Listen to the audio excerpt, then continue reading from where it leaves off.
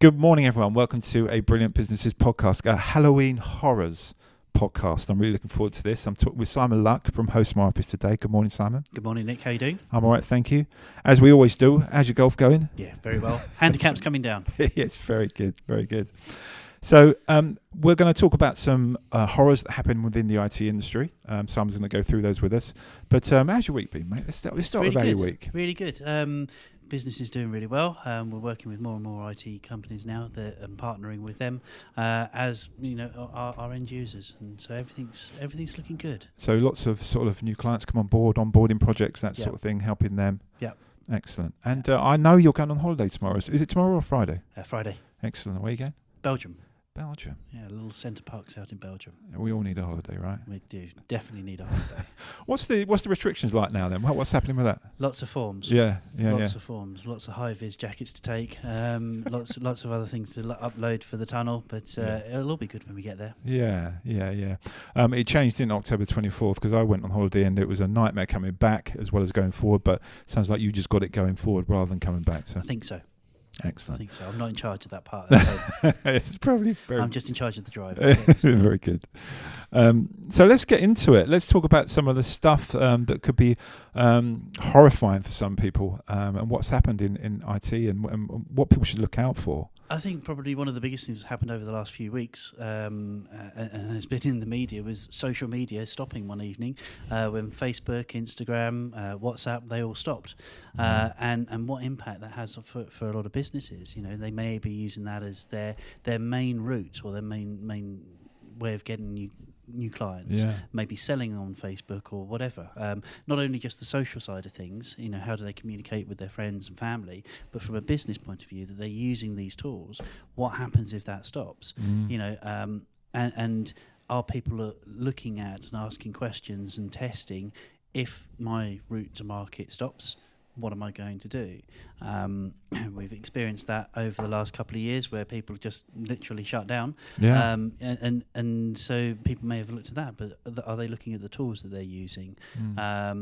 It's always good to test and have alternatives. If this isn't working, can I do this? If that's not working, can I do that? Because I think it was Instagram, Facebook, and WhatsApp, wasn't it? And people forget that Facebook and Instagram have shopping facilities on there, so people can't shop. You know, so people probably would be down on sales when that went down. I mean, you would hope that if somebody, you know, if I went to buy something on Facebook and that shop wasn't available, that I would probably come back to the shop when it was available, so that person hasn't lost that sale, and so day 2 would be a bumper sales day. But equally, you might then just lose that inertia of actually wanting to make that purchase. So it could have an impact, but positive side of it, hopefully they'll come back. So what sort of things could people put in place then if something like Facebook goes down, that just make sure they've got access to their other mediums? Looking, you know, are all of your eggs in one basket, and are there alternatives there? So people might use Facebook because it is a lower cost route, or you know, as a route to their e-commerce site. Are there other platforms that they can use out there? No, it's a good point. And I don't know what happened. I don't know why it went down. I saw a news story, but I didn't see what the reason was. Did you? I think the general opinion is that they servers have routes. So, for instance, if you want to get to a website, it will work out the quickest way for you to get to that website, and that website might be in, for instance, the States, and so it will recognise where you are in the United Kingdom, and then work out how to get you to the United States quicker, and those work on geolocations. Without getting too geeky on this, they have to be updated, and it was when they were updating those that it crashed, and essentially they had to go and turn it off and back on again. Oh, I see. That's what it was. The good old restart. Wow, the old hit start button, restart button, reboot. I think they call it, don't they? Reboot. We were talking earlier about also the problems with people creating polls on not necessarily Facebook, but on any channel, right? I think, you know, there is that sort of Hollywood thing about people seeing, you know, the hackers sitting in dark rooms, you know, harvesting information, penetrating firewalls, whatever it might be, tapping away at their laptop. But actually, one of the biggest ways, the people that are actually gathering that information is they might create a poll on a social media channel, and they'll ask questions like, let's work out your Hollywood name, and it could be your mother's maiden name and your first pet. People fill this out, and what they're doing is they're actually answering security questions. Right. It's not to be sort of too that you have to kind of drill down on it too far. You know, people putting up their wedding photos, and this was us 16 years ago. So all of a sudden, that somebody got married 16 years ago. There's lots of innocuous ways that they kind of gather information, and we're trying to make it's a bit of fun. Putting the information out there, but actually we're answering security questions, and it's just having that. Should I be filling that in? Do I know that person? If it's a company that we know, it's somebody that we do know. But if you can look on there and there's got like 2,500 replies, or where is that coming from? Yeah, it's people can be very innocent with it, can't they? They don't realise the dangers, and especially when they ask for that sort of thing that you said, where you use your pet and then your mother's maiden name or whatever, and they use your mother's you put down your mother's maiden name, and they've got that. And a lot of people use that for their passwords, their mother's maiden name, and stick the date that they were born on, or whatever it is, isn't it? Yeah, so it's crazy when you think about it, isn't it? How innocent we are, and what a trap we can fall in. Yeah, real Halloween horror there, isn't it? Jesus. We also talked about. You said you've seen someone have a server in their bath or the bathroom, or in something. A bathroom, in a toilet. Crazy, right? Yeah. I was invited to go and have a look at a server in its cabinet, and the cabinet was next to 2 urinals. It was great. It's like, that's really not where it's supposed to be. I mean. That was horrific. Yeah, and also being careful about when you employ people and what sort of information they take away with them when perhaps they leave, or I mean, obviously a company should look after all of its data, and making sure that you're going through due diligence, and when people sort of take people on through that probation period, how many keys have they got to whatever doors, all that sort of stuff. But equally, we've seen parts where. Good intentions. Somebody might have bought a domain name. They might have been there at the beginning of the business, or whatever it might have been, but they've bought a domain name, and they've bought it through their own personal account. Yeah, and it's then registered to them. And if they leave the business, they take the domain name.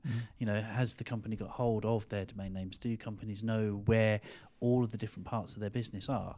If they've got phone providers, or who looks after the websites, or and it can become quite fractured. Yeah. That one company looks after a domain name, another one looks after the hosting, another one looks after whatever. But it's having.